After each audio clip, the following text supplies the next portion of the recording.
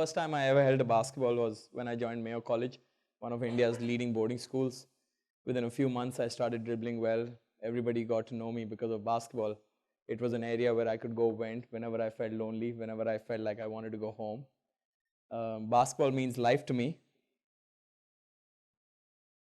After finishing my undergrad in psychology, my area of interest was substance abuse. I was very intrigued with the fact to see why so many people were getting into substance abuse, and especially the youth. I did my master's in clinical psychology from Amity University, and I interned at one of Delhi's top rehabilitation centers for 2 years. I chose the same internship place for 2 years. Usually, you switch every semester, but I was so intrigued with substance abuse that I didn't want to understand anything else but substance abuse. I went to a lot of rehabilitation centers from different economic areas, some in really shabby areas, and very poor people in these rehabs clamped down, like 5, 7 people living in the same room. And it just, I wanted to do my further studies in it. I was about to leave for the US. I got selected in one of the top addiction study colleges in the US. And I had this period of about 6 to 7 months before I was about to leave.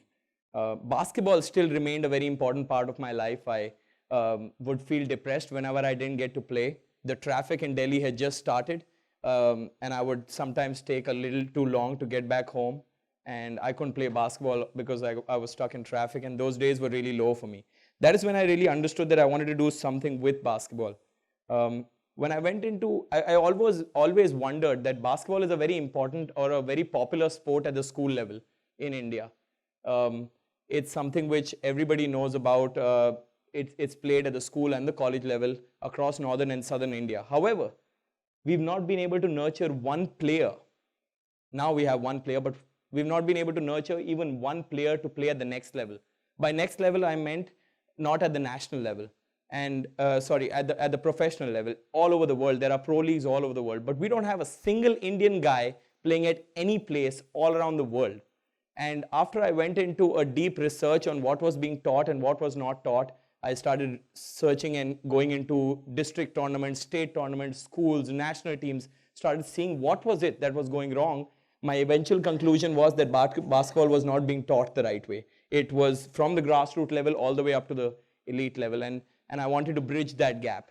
Hence, I decided to go to the US and get trained by one of the top trainers of the world in Florida. I spent 2 months learning how to work with a 5-year-old as well as how to work with a pro-level player.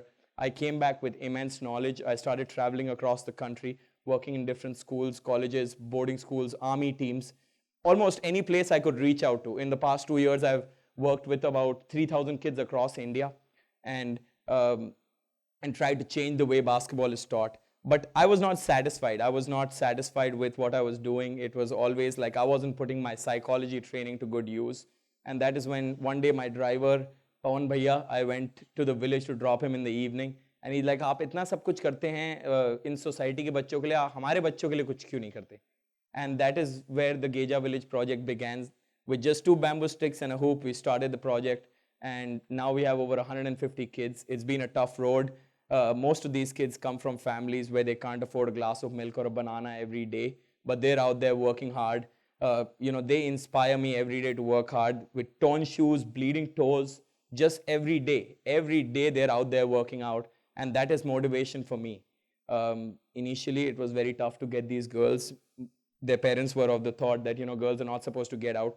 Now, in a rural village in Noida, we have over 50% of the kids as girls playing basketball, competing with boys, and defeating them sometimes. I mean that is for me is bridging barriers. That is for me gaining mutual respect across different genders. And we have a girl now called Shelly, and she's secured a 5-year 100% scholarship at Shiv Nadar School. She recently represented Uttar Pradesh. We've been playing tournaments all across the country. We recently went to Mayo Girls, India's leading boarding school, and we defeated them. We went to Sindhya Kanya Vidyalaya in Gwalior, and we defeated them. Schools next to us on the expressway, I don't like to point any school names, but none of them want to play us. None of them want to play against us because they fear losing. I've offered them that I want to come whenever you say, whenever your time, I'll come play you guys, and they just don't want to play us. So that's motivation for me. I consider that motivation because we go all across the country, but the neighboring schools we've not been able to play. So hopefully after this talk, they say, okay, yeah, we'll play you. let's play. I'm not fearing losing. Um, a lot of times I wondered, what is the sport doing for these kids? Why is it so important? What is the end result? That's what corporates ask. What is the end result? Are these players going to play at the next level? And my point is that how do you evaluate success? For me, evaluation of success is not that these kids play at the next level. My evaluation is having 150 kids and having a zero dropout rate. These kids come here whose parents are electricians, plumbers, drivers, every gardeners, everything, and they spend quality time from 3 in the evening to 6 o'clock in a safe area. These kids are at risk of domestic violence. A lot of these kids, sometimes once I was just finding out that it's 8:30 in the evening and this girl doesn't want to leave back for home. And I was like, it's already 8:30, you should go back home. And she like, sir, मेरे को यहाँ पर शांति मिलती है. मैंने बोला कि क्यों, मतलब आपका क्या कहने का मतलब है इसमें? She's like, you know, my father is an alcoholic and I see my mother getting beaten up every single day. That hit me emotionally. That made me feel as if we needed to do more for these kids. We started doing education. Initially, it was just a basketball program. Initially, I started this as an off-peak hour part-time job, and now to the disappointment of my trainers and my staff who feel I should be where the money is, I'm spending 3 to 9 in Geja village. I just don't want to get out of there. I want to work with kids who are really serious about the sport and want to get better.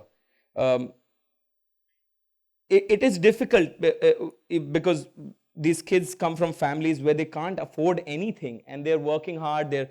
You know, it's, I don't know how to express it, but my perception is that government organizations and corporates need to understand that sports is equally, if not more important than education.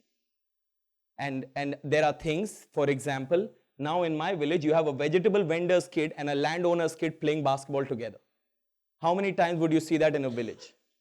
Not often. I don't think so. And now these kids are playing together, competing with each other.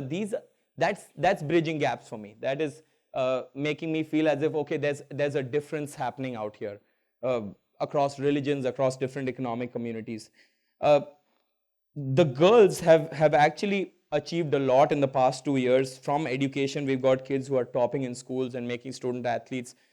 Student athlete as a term is an American term, but it basically means that you need to perform in the classroom to be on the basketball court. So all my kids have to get above a 55% to get onto the classroom, on the court. And to your surprise, it's 55%.